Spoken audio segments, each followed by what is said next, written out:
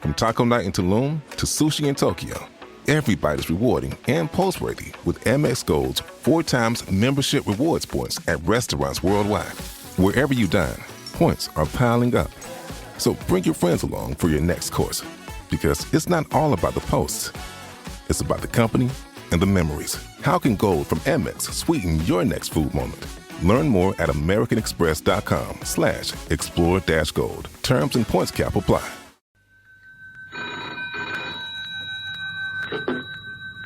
Under Secretary's office, good morning. Give me Michael James, miss. Confidential. Who is speaking, please? Charles Lane works. You're going through, sir. Mr. Charles Lane to speak to you, sir. Thank you. Hello, Charles. Hello, Michael. Sorry to worry you, but there's a minor snag in the Paris strip for Bernard Higgins. Bernard, the assistant public hangman? Yes. You know he's been detailed to, perform his duties in France on the Avenue Foch murder. Yes, that's right. One of our soldiers was found guilty. What about it? Higgins has left by air, but he's also left instructions that his rope is to be sent over by special messenger. The hangman's rope? Afraid so. Who shall I send? One of your men? Well, I can't spare anybody, Charles. Tell you what, there's a firm just off Piccadilly who specialize in odd sort of jobs. Give them a ring on Grosvenor 5995. 5195. Got that. What's the address? Just a minute. Assignments Unlimited. 33 Half Moon Street.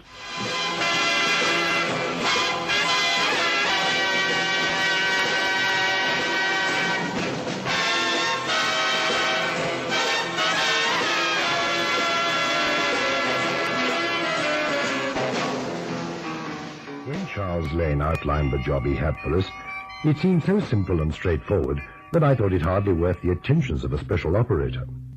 A British soldier had been convicted of murder in France and was to be executed there under British law. The assistant hangman, Bernard Higgins, had been detailed for the task and had left by air for Orly Airport in Paris. But for some reason, he'd left his rope behind with instructions that it was to follow him. There was apparently some urgency, and the rope was to be dispatched immediately by special messenger. A macabre assignment, perhaps, but a simple one.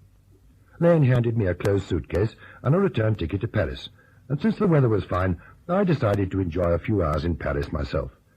Leaving details of my whereabouts with Miss Fairweather, I left with a suitcase for London Airport, boarded the Paris plane, and half an hour later touched down on French soil.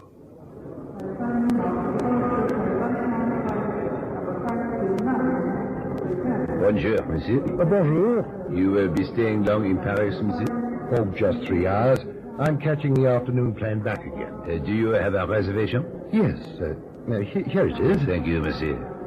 Now, where would you like to sit on your return journey? Up front? Well, that'd be fine. Your luggage, monsieur? The suitcase? Well, not exactly. I'm to deliver it. May I see? Of course. Oh, these papers go with it. Merci. The British Ministry of Works, I see. Just a moment, monsieur. I think there is a message for you. Anton, oui? Il y a un rapport, monsieur, au Premier Maison. Oui, si, monsieur. It was left by a gentleman an hour ago. Merci. There. Thank you. Oh, yes, it's just to change the address to where I'm to deliver the suitcase. Up here.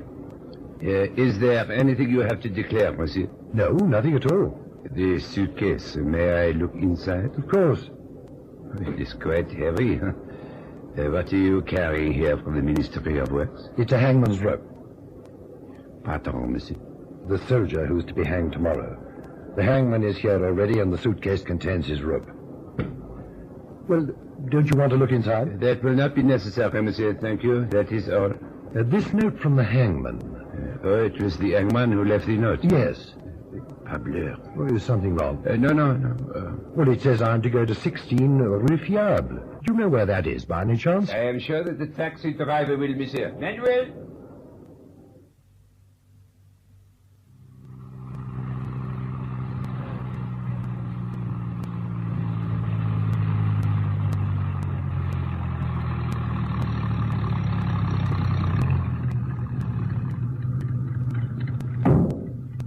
Take this gentleman to 16 Rue Fiable, at once. Si, senor. Many of our taxis are driven these days by Spanish immigrants, monsieur.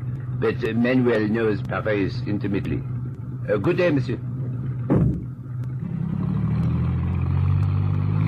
The Capitano seemed in a hurry to take his leave of you, senor. Yes, he did, rather. You speak English very well. In Paris, the language is as necessary as French, senor. The Capitano did say Rue Fiable. Yes. Well, why do you ask? It is a quarter of Paris that has a bad reputation, senor. But no doubt you have a good reason for going there. I have. Must I wait for you, senor? No, that won't be necessary, thank you. You are to meet someone there, senor? Now, look, Manuel, I suppose you drive me to where I want to go and don't ask so many questions. Ah, now I understand. What do you understand? An English gentleman is put into my taxi by the Capitano of Customs, and I must drive to Rue Fiable. The Capitano gives me much work, senor. Manuel will ask no more questions. No questions at all.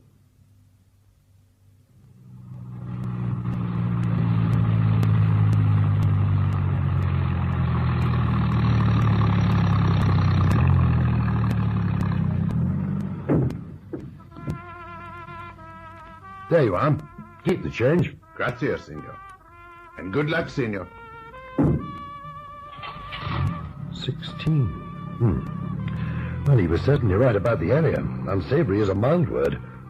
I wonder why Higgins wanted the suitcase delivered here. Oh, well, there's one way to find out. Yeah, that's odd. Unlocked. Hello? Hello? Anyone at home? Hello? Oh, there's no one here. Oh, there's a note on the table.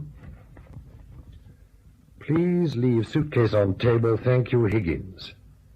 There's something fishy about this. I don't know what your game is, Mr. Higgins, but I'm not leaving the suitcase here. Where are you going to, mate? What? Oh. Well, where did you come from? The kitchen. You brought Higgins's rope. Yes, it's in this suitcase. Well, why don't you leave it on the table like he asked in the note? Who are you, may I ask? A friend. You should have told the taxi to wait. You'll have to walk halfway back to the river to get another one. Well, go on. Put the case on the table and scarper. Look here, let's get one thing straight, old chap. I've not the least intention of leaving anything here until I meet Higgins in person. My instructions are to leave the suitcase with him and no one else. Now, do I make myself quite clear? I told you I was a friend, didn't I? Can you identify yourself? Are you trying to be funny, mate? Well, perhaps I was, unconsciously. Well, then, if you're a friend of Mr. Higgins, you can tell him that I've left his suitcase at the original address, the Hotel Cormorant. He can collect it there at the desk. Now, just a minute, mate. Not so fast. I tried to be friendly with you, didn't I? Now, just give me the case like a good bloke and scarper. And if you know what's good for you, you'll keep your mouth shut, see? Are you threatening me, my fellow? Give me that case. What an unsavory character. Like the area you live in. Well, I'll leave you to your sweet dreams and walk towards the river. Stay where you are. Oh, who the blazes are you? Let's say that I'm a woman with a purpose.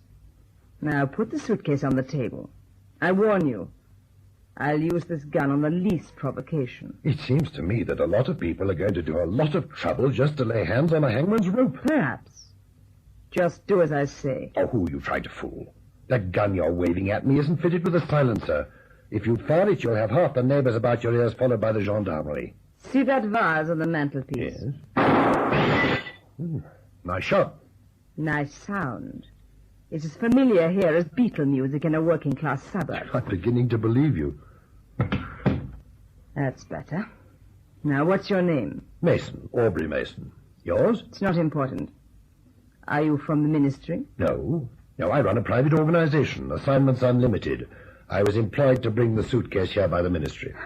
I thought you looked a bit too intelligent for a ministry man. You can handle yourself, too. The tiger got quite a shock, and he's an ex-pugilist. No, don't turn around. I'm not quite sure what to do with you, Mr. Mason. You've upset our plans quite a bit.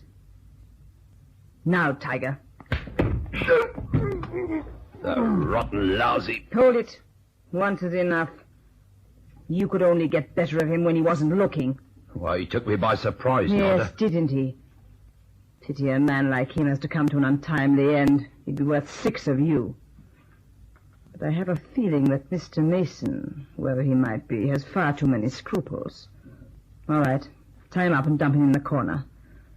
The hatchet will be here at midnight, and he can write Fini to Mr. Mason. Okay, I'm coming every time I try to take a bath. What do you want? Mr. Cannon, do you have to shout like that? Oh, it's you. How do you know it's me? Look, what is this, a guessing game? Miss Penny Fairweather of Assignments Unlimited. I know your voice anyway. I was taking a bath and it's my night off. Well, there's no need to stand on your dignity. I'm not standing on my dignity. I'm standing on... Oh, never mind. I suppose the chief wants me. I'm afraid he might. You're afraid he might. Look, he either wants me or he doesn't. If you'd just let me explain, Mr. Cannon. Okay, what is it? Mr. Mason left for Paris late this morning. He was supposed to take the afternoon plane back. He booked, but he hasn't returned. Well, maybe he got tied up. And you know he always leaves a message. Did you check with the airport? Of course. So what was he doing in Paris anyway? Delivering a hangman's rope.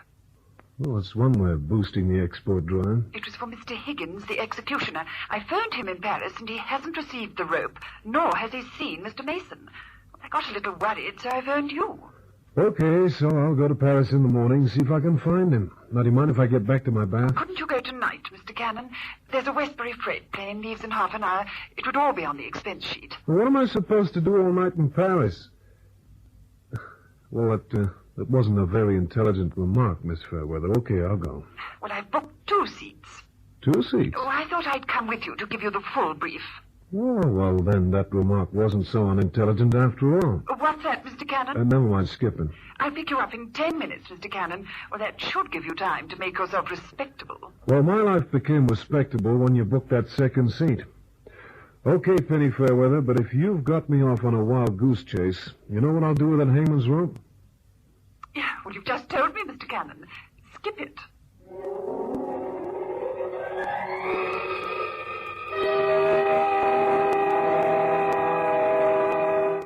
My head was throbbing like a million devils gone mad. I felt sick and my tongue was twice its size in my throat. After a while, I became conscious of my surroundings. The dingy room, the table, and the suitcase. The suitcase? Oh, yes, there it was on the table just as I'd left it. Fragments of the cheap vase littered the floor, and I remembered the girl with the gun and the lout she'd called Tiger. But I was alone, bound hand and foot. My eyes alighted on the suitcase again, and suddenly I had an overwhelming compulsion to see what was inside. Then I saw the broken fragments of pottery again. I rolled over and over towards the mantelpiece. Sitting up, I searched behind my back with my bound hands, and with numb fingers caught a sharp fragment of the vase. My head swam again, and I lost my balance. The sharp edge on the broken pottery knifed into me, and I felt the warm trickle of blood oozing from a cut in my thigh. I tried again. This time, I wedged the piece of vase in between a crack in the fire grate. Then I began to saw the rope binding my hands, slowly, slowly, with infinite patience, slowly, slowly.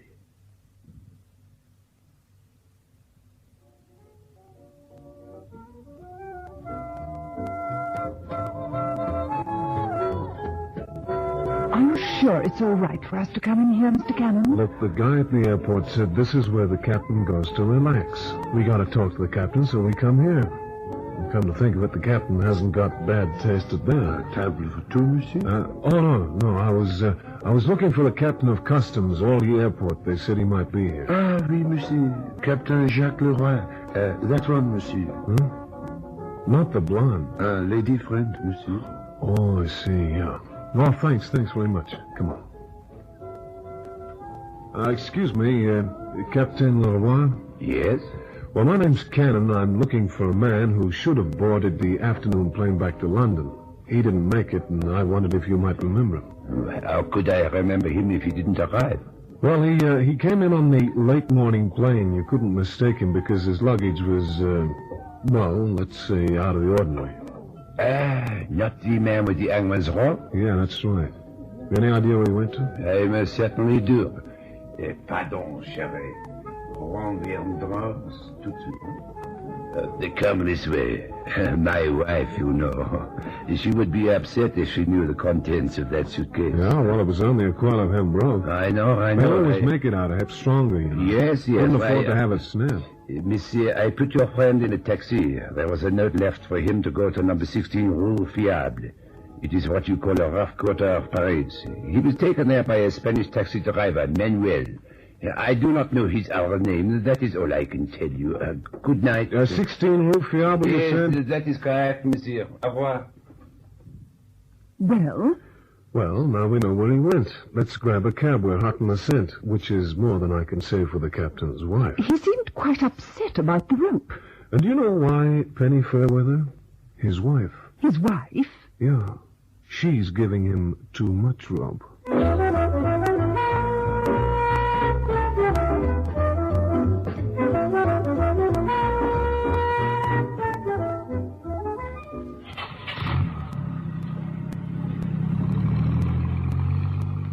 I wonder why the driver wouldn't wait for us, Mr. Cannon. Well, this looks like a crummy joint to me. Maybe I shouldn't have brought you along. You'd have no compunction about bringing Gail Hamilton. Well, that's different. Well, then, number 16. Here it is. Shall I ring the doorbell? No, not yet. There's something here that's offbeat. The chief came over here at the request of the Ministry of Works. That makes the journey official. Now, why would they have something delivered to a flap house like this? The customs captain said Mr. Mason received a note asking him to change the assignation. Well, that checks. You said this hangman fellow Higgins didn't get the rope that was sent to him. Well, that's what he told me on the phone. Uh-huh. Okay, you stay close behind me. We're going in.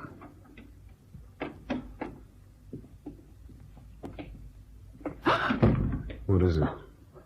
Look, under the door. Blood. Yeah, you're right. It's locked. Look, I'm going to bust it in. Stand back. Is that you, Cannon? The chief? Yeah, it's me, Chief. You all right? Yes. Listen, don't break down the door. Have you got your skeleton keys? You bet. Well, use them. Okay.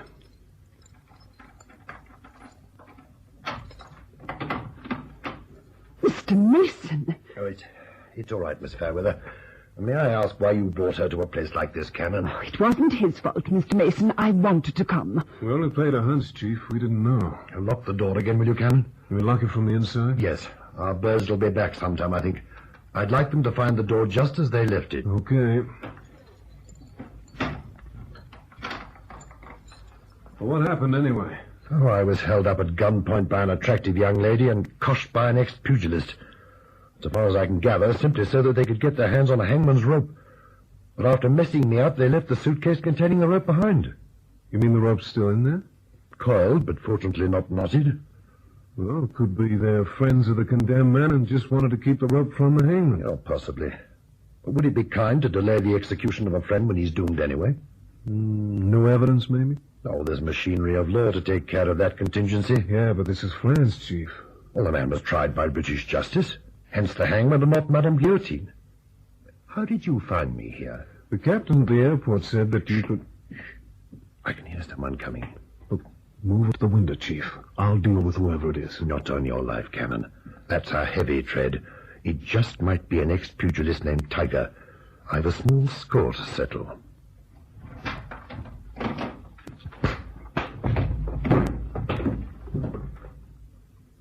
Well, not bad at all.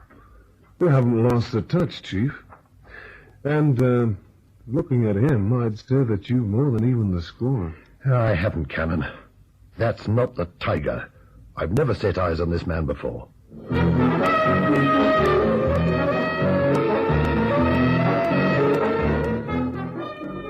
We waited in that filthy hovel until dawn, but no one else came. A search of the heavily built stranger revealed an armpit holster that carried a small, shiny steel hatchet, honed to razor sharpness. Well, the purpose of his visit was pretty obvious. He didn't recover consciousness. I must have hit him harder than I intended, but reflecting on the reason for his presence, I felt no regrets. At dawn, we delivered the rope to the hangman, aloof in his officialdom and surly at the delay. And 2 hours later, spruced and clean again, we were winging our way back to London. Well, Chief, it's got me bamboozled. That gorilla with the hatchet meant business. Now, who'd go to all that trouble just to keep a public hangman from his hempen rope? I can't fathom it either. Unless they thought I was the hangman. You mean some nut working on an eye for an eye and a tooth for a tooth? Oh, it's a remote possibility. You know, maybe that's why Higgins, the hangman, travels with no luggage. Charming thought. Well, they might have warned me. Good heavens. What's the matter? Keep your newspaper in front of my face. All right. She's gone past. Watch for her coming back. She mustn't see me. Yeah, it was some dame. Who is it? The young woman who held me up at gunpoint last night. No kidding. I was never more serious in my life. Well, shall I tell the pilot to radio ahead? No, not yet. I'm absolutely sure it's the same woman, of course, but it's another thing to prove it.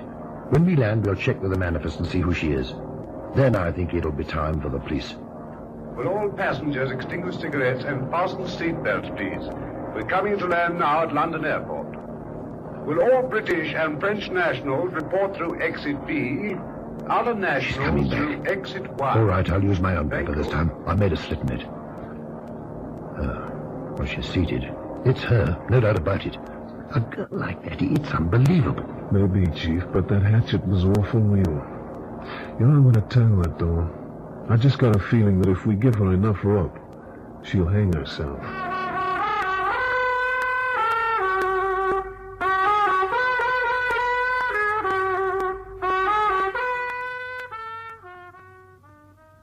Yes, here we are, sir. The passenger list. Seat number 18, Mrs. Nada Lazare. Do you know anything about her? Oh, Mrs. Lazare. Well, she's reckoned to be the best dressed in England or France. Not surprising. Her old man's supposed to have left her a fortune. She's always on the society page. Goes to the continents just about every week. Anything else you want to know, sir? No, you've been most kind. Here's something for your trouble. Thank you, sir. Come on, Cannon. Well? Well, is there a word to describe that? Sure. Screwy. Look, Chief, I'm going to tell that doll like I said. If you don't hear from me for 3 or 4 days, don't worry. You won't do anything illegal, Cannon. Oh, Chief, you know me better than that. Yes, I do. That's why I asked. Just leave it to me. I've got an idea about this hangman's rope deal. Could be I'll use it to tie up the loose ends. I'd noticed that Cannon had made a note of Nada Lazare's address and wondered what reception he'd received when he paid her a call. I wasn't kept wondering long. The morning newspaper headlines screamed the news from every corner. Read all about it. Society woman missing. Mrs. Lazare missing from London flat. Read all about it. Where was the mysterious Mrs. Lazare? Only Cannon knew. But she was safe, well cared for and nurtured by the patient Cannon. In fact, he was the lady's only companion for 3 days. He did nothing at all. He didn't even talk to the lady. Yet at the end of 3 days, it wasn't just the headlines that were screaming. All right. Whoever you are, you win. You win, I tell you. What do you want? Money? I'll give you anything you like. Just name it, but let me free. I just want to know why you sent a hatchet man to carve up my chief. I also want to know why you stole a hangman's rope and then threw it away. I'll tell you. I'll tell you anything you want to know. I'll bet you will. But you know, I don't think you have to tell me a thing, Nada Lazare. I think I know it already.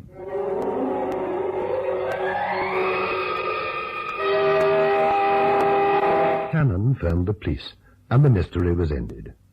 Mrs. Nada Lazare was not left a wealthy woman on the demise of her husband. But she had grown accustomed to the sweet life, and didn't take kindly to giving it up. Accepted as she was in social circles and known to be a constant traveller, she took to smuggling. Mrs. Lazare was a resourceful woman. Narcotics were her speciality, and like most dope peddlers, she fell for her own wares. Addicted to drugs, she broke down under the 3-day surveillance by Cannon and told him everything. Cannon had guessed right. On my trip to the continent, the suitcase containing the hangman's rope also contained a fortune in marijuana. She guessed that the customs official would never open the case to examine its grisly contents. Nothing is more unnerving than a hangman's hempen rope. Marijuana, by the way, is also called Indian hemp, which gave the story its title, Hemp for the Hangman.